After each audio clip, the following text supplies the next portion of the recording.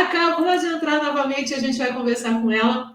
Ela faz parte desse grupo Desmilitariza, que tem pedido, inclusive, no Brasil inteiro, que acabe com essa situação das polícias militares, principalmente, invadirem, acabarem muitas vezes matando pessoas em confrontos.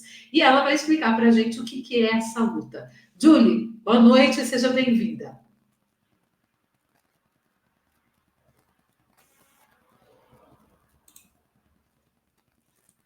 Julie, teu som não está ativado, não consegui te ouvir.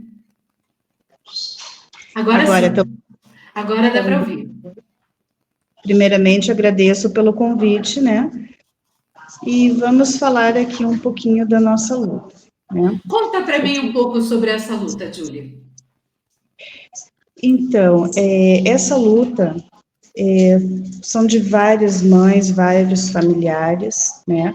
Mas eu entrei nessa luta, infelizmente, porque eu perdi meu filho, né?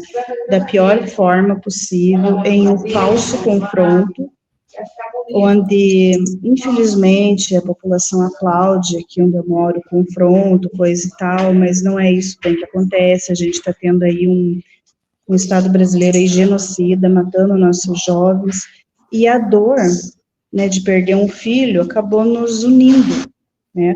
Então, pessoas que são mães, pais, familiares como eu, que sofrem dessa dor, e outros também que não sentiram essa dor, mas que querem mudar o nosso país, né?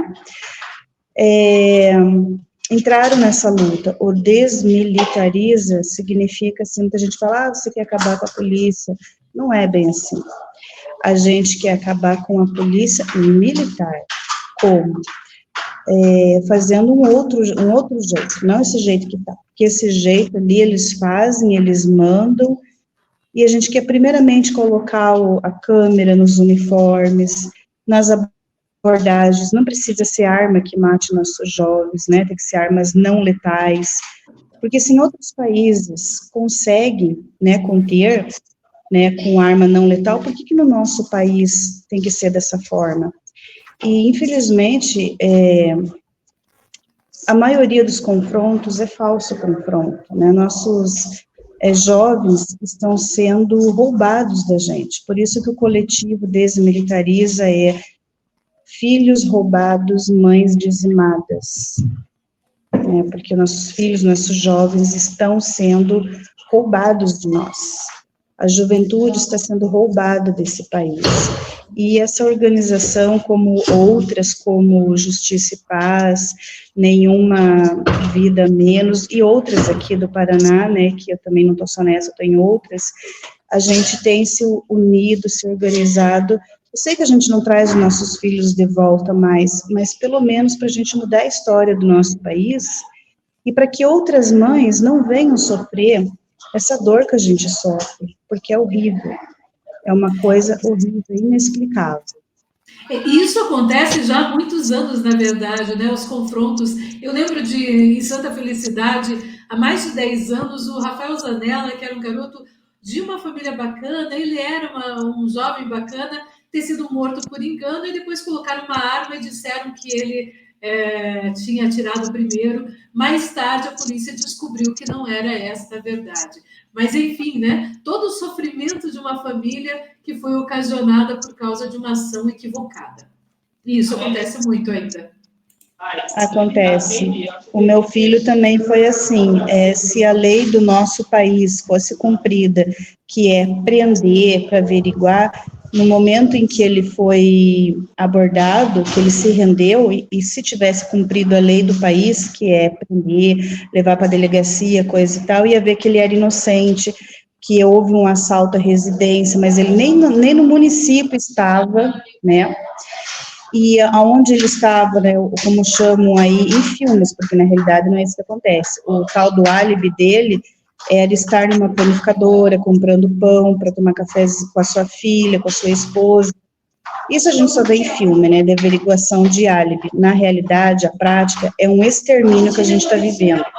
Ele já tinha se rendido, ele foi arrastado para a linha do trem, ele foi torturado terrivelmente, levou vários tiros, o corpo dele foi rasgado na linha das pedras, ali na linha do trem. Depois ele levou um tiro no coração, e o último foi um tiro aqui, assim, né, na cabeça, fatal, onde ele morre assim, ó, segurando um mato na mão, de pânico, de pavor, e a polícia do nosso estado aqui colocou que ele estava segurando uma arma na mão. E aí, quando viram o corpo dele para pôr no bandejão do ML, ele está simplesmente assim, ó, segurando o tal mato, que é uma arma. Aí implantaram arma, e toda aquela montagem onde a mídia, que também enxuga isso, né, coloca o que eles querem, infelizmente, né, sem comentários, né, mas foi o que a mídia colocou, que ele era ladrão de residência, coisa e tal, e tudo isso é uma mentira, porque se tivesse aplicado a lei, essa alma, essa vida não tinha se perdido, como outros casos também de outras mães que eu acompanho também, se a lei do país fosse prender para verificar o álibi, muitas vidas inocentes não teriam sido perdidas. E dentro dessas vidas que se perderam, alguma cometeu algum erro, não cabe nós a julgar. Existe um sistema, né, que vai julgar, que vai condenar, tudo isso. O judiciário tem todo um esquema, mas infelizmente a nossa polícia, ela não respeita isso, ela passa por cima de tudo isso, ela é o juiz, ela é o advogado, e inclusive ela é o Deus, né, porque executa sem dó os nossos jovens. E a grande dificuldade, né, é você entender que existe uma lei no país que precisa ser cumprida. E a tortura é crime. Pelo relato que você acaba de me contar aqui, ele foi torturado, né? Ele teria sido torturado. É crime em cima de crime. E de repente, uma simples ação como uma câmera já teria inibido tudo isso.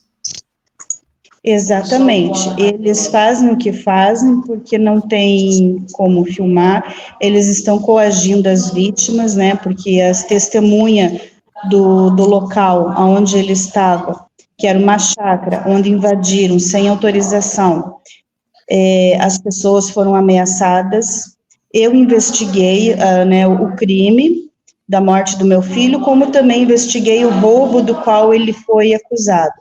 Ele é inocente do roubo, e tem outras histórias mais cabulosas por trás disso, mas a pessoa que eu investiguei, que está ligado nas duas histórias, tanto na chácara, que é o crime do meu filho, quanto no roubo no Araçatuba, do qual o meu filho não cometeu, que inclusive eu descobri a verdadeira identidade do bandido que cometeu esse crime. A pessoa que poderia provar toda essa tese minha foi 2 meses depois que eu falei o que eu tinha descoberto, ela misteriosamente apareceu assassinada num bar. Já disse tudo, né? Complicado, né? Que triste isso. A luta principal de vocês é pelo fim da polícia militar ou pelas câmeras? Os dois. As duas coisas. Os dois, porque atrás da polícia militar tem um Brasil ainda de ditadura, um Brasil ainda militar, que muitos que não estão nesse mundo que nós estamos não percebem, levam suas vidas assim normais e não percebem que atrás das principais cadeiras do nosso país é um ex-militar que está comandando. Então ele vai enxugando ali a sujeira de um, a sujeira de outro, né, ali no ML, ali o perito é um ex-militar, inclusive que o tiro do coração e da cabeça não existe, só no corpo do meu filho, mas nos laudos não existem. Por quê? Porque eles vão camuflando, é uma hierarquia, os PMs são só os soldadinhos. Por que eles fazem isso? Porque os grandão estão passando pano. Então, o fim da polícia militar é isso, é uma nova polícia, aonde a sociedade esteja ali junto com a polícia, tá? Não é essa militar aonde os falsos antigos coronéis estão comandando por trás das suas cadeiras em cargos públicos, aonde eu estou indo, aonde muitos pais e mães estão indo para pedir justiça, a gente está sendo barrado, por quê? Porque a gente cai na mão de um militar da reserva, de um militar aposentado. Enfim, muitos não sabem, mas o nosso país ainda está sob ditadura.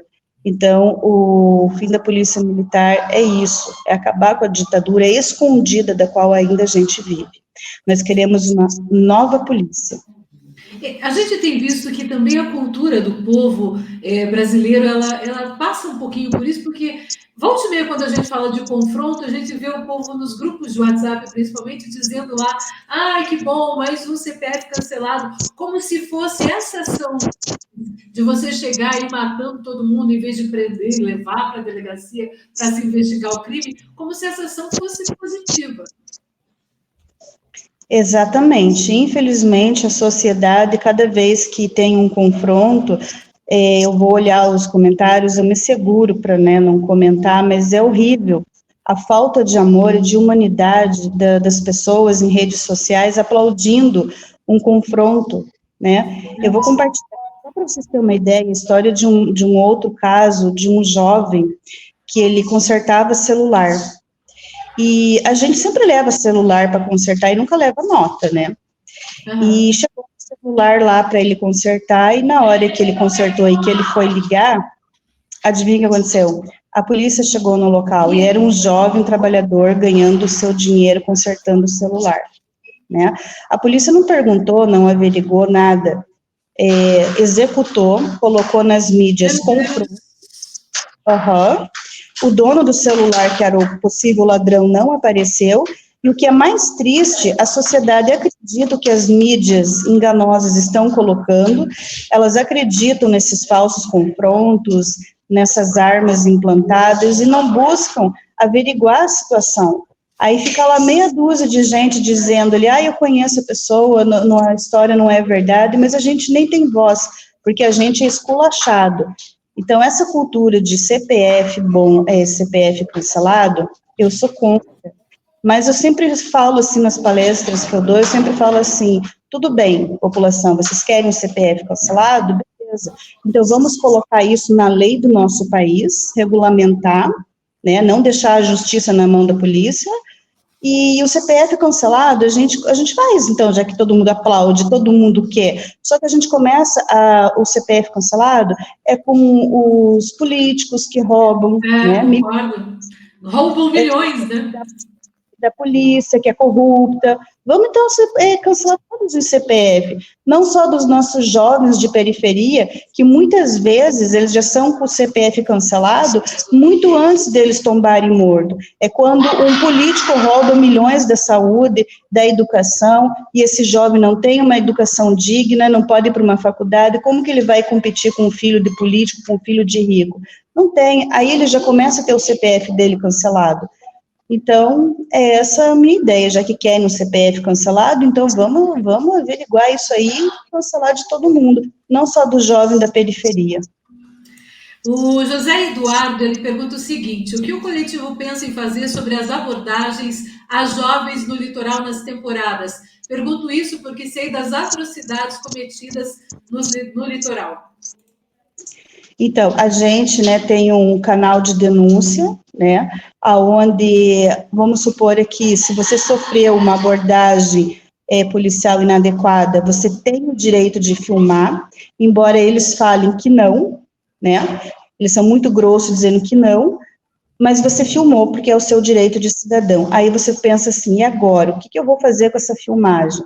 Estou me sentindo sozinho, coisa e tal. Não, você tem esse canal de denúncia, onde você vai estar enviando a sua denúncia, fotos, filmagens, tudo, para que a gente chegue nos órgãos competentes, para que a gente acabe com isso, leve para o Ministério Público, mostre a verdade, para que a polícia se sinta coagida, não nós, cidadãos, sendo coagidos, né? Eles precisam ser coagidos, e o movimento do coletivo é isso, um movimento, assim, para isso, para a gente crescer, se organizar como população, ajudar as pessoas vítimas da letalidade policial, né, para isso aí, para a gente se sentir acolhido, para você jovem, principalmente jovem, se sentir acolhido, se sentir seguro de andar pelas ruas e saber que uma abordagem vai ser digna, não uma abordagem desumana, como eles andam fazendo. E o pior ainda, o tal do CPF cancelado. Então, você tem que ter